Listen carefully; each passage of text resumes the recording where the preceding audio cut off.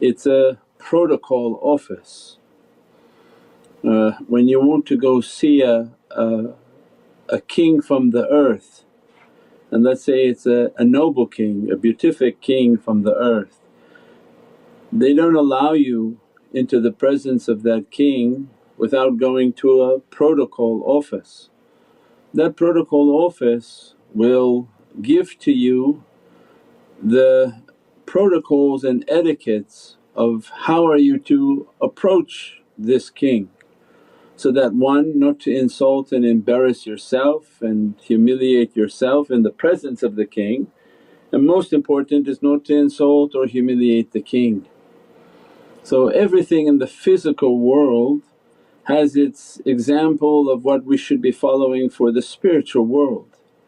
Anyone who wants to love the Divine, the King of creation, Allah the Supreme King, Rabbi al-A'la, the Most High Authority, there's a protocol by one whom talks too much about and calls people directly to is cutting out the protocol, cutting out the etiquette, cutting out the character, cutting out everything that is beatific to the king.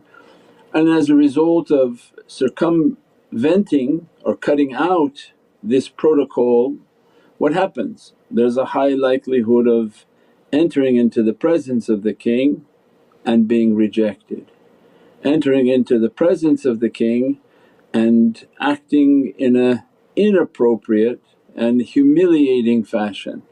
And the likelihood is very high, considering when we look around us and we think to the left and to the right of us, to ourselves and people that we know, do you think really that they could stand before Allah right now and not do something humiliating and insulting and degrading and incorrect?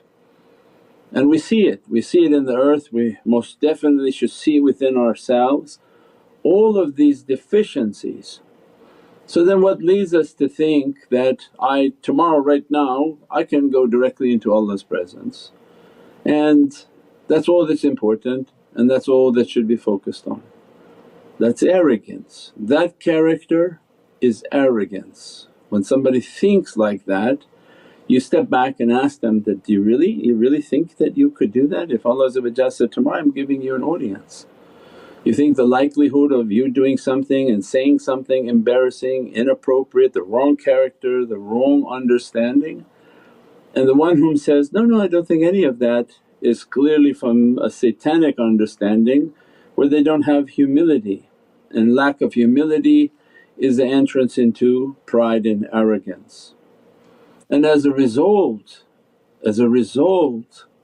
what Allah has then ordained for us, قُلْ إِن كُنتُمْ تُحِبُّونَ اللَّهَ. Tell this creation, because this is an order from Qur'an that has nothing to do with the dunya, that has nothing to do with the material world.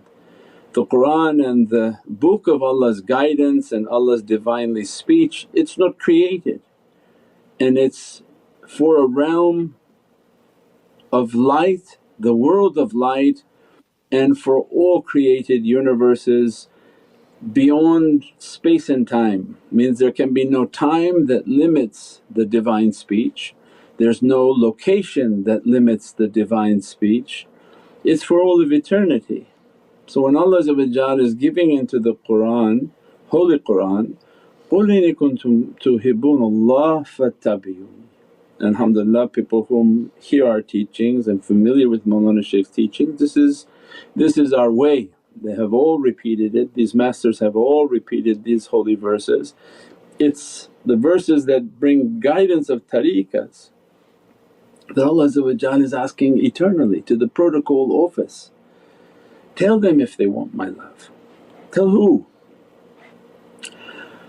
This is a speech between Allah and a Divinely tongue that He has created as His protocol office, the office in which shall represent Him eternally for all creation, regardless of angel, prophet, saint, souls, people, rich and poor. It makes no difference to Allah.